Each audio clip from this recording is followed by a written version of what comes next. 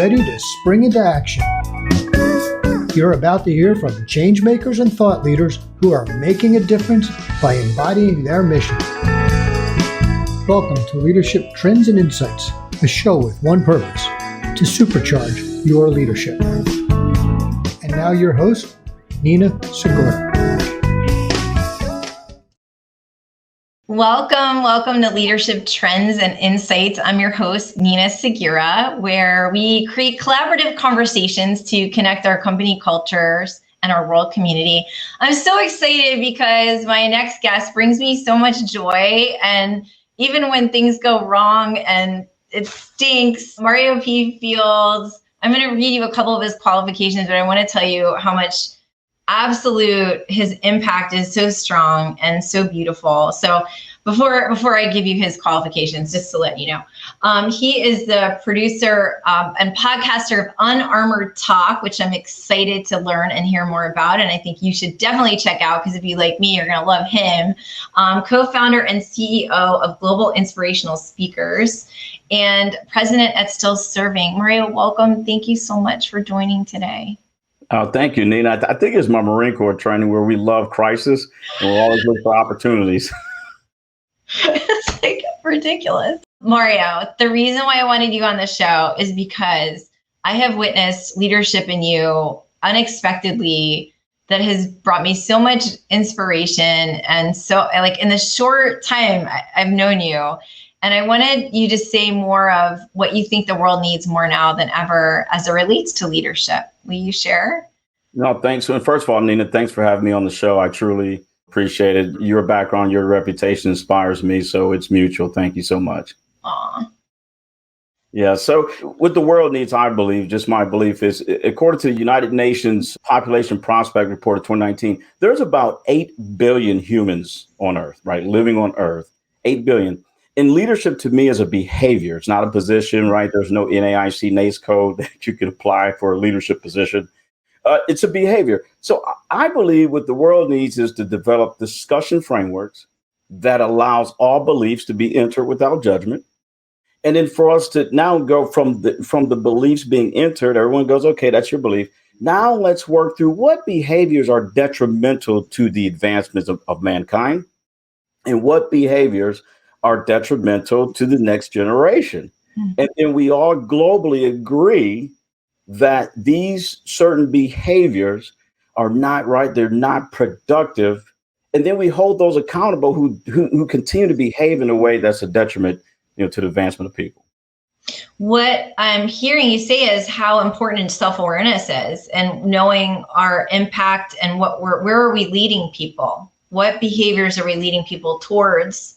And when those behaviors aren't met, what are we doing to hold them accountable, right? We're seeing a turn of events there, I think. More accountability is being brought into the world, I think, as we speak.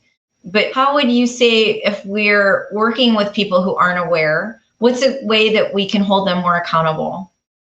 Well, no, great question, Nina. The first is, and you said it, being self-aware. It starts with you. So you being aware of a belief and a behavior that you may be doing that's a detriment to the organization.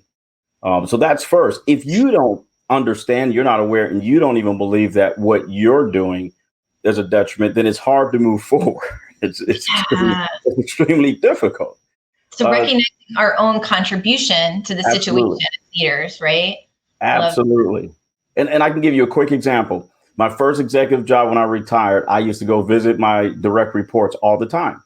And I believed that it showed I care.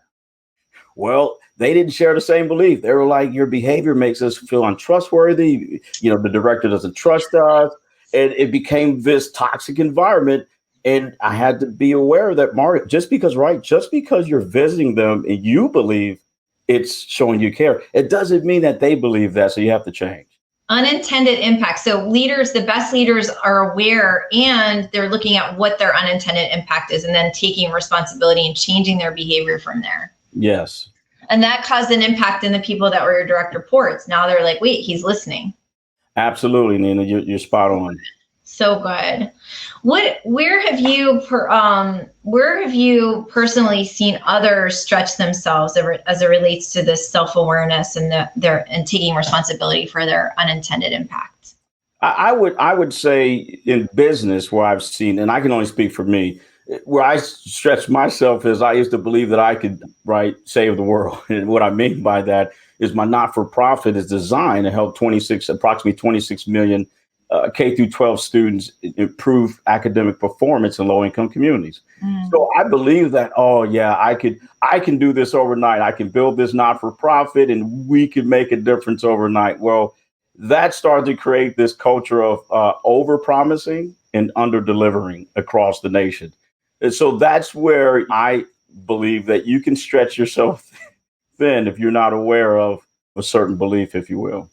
So for you, you have really big visions and you bring a lot of joy to people. I know from personal experience, and so much laughter and so much realness, right? Like so much authenticity. And what you're sharing is, listen, I can spread myself really thin if I'm not careful and really like looking at, okay, I know this is my intended impact and it doesn't have to all be done in a day. Right. It's okay to slow things down. It's okay. So pacing ourselves and timing. Absolutely. So good, Mario. Yeah, I mean, it's true. I mean, I went to my chairman of my board and the board of directors, and I said, I have emotion. I would like to slow the horizontal vertical growth of the company down. Please give me 12 months. And they were like, approved. Thank you. So that happened. Other than that, I think we would have been, that organization's got some great people, but they're not, they're promising right things and they're not delivering. They're overstretched. So taking time to reflect and reorganize and refocus on our outcomes together as an organization. Yeah. Again, I'll give you guys a great example I follow is Bloom's taxonomy. Bloom's taxonomy is a great concept that you could follow in your thinking process in business or your personal life. And what is that? So Bloom's taxonomy, it is a concept that essentially starts from the event, the experience. It goes through how do you understand the experience? How did you remember the experience? What behaviors were associated? And then to reevaluate. And it's a constant cycle, a constant thinking cycle where I believe it keeps you relevant, right? And it doesn't allow you to go, I've achieved everything, right? I've made it. And no, there's a lot more to do. So I love that. So looking at like, where am I at in the progress, right? And then seeing things as a process. So not being stagnant and standing still, which you would probably never do for long. And also reevaluating where we head from here. Right. Absolutely. So that's just one example of a concept that I follow in the thinking process, Nina. And that's part of what you do in Unarmored Talk, right? Like people come and they share vulnerably and, actually you ask very pointed questions to make sure that occurs, I'm sure. Yeah, no, you're right. And Unarmored Talk, that's what it is. It's to talk about a challenge while living. And emotions and feelings are natural with humans. I mean, there's nothing, you're going to have them. But the thought process, it takes effort and you have to choose to think. So you're absolutely accurate that I'll ask, hey, were you depressed, when your husband tried to kill you? And that's actually episode 18. And it is. And but it's to show the listeners and viewers, to help them understand that you can accurately improve the outcome of any situation as personal and professional if you just think through it. And then understand emotions are okay, that they're fine, they're healthy, but don't make an emotional decision without much thought. I love it.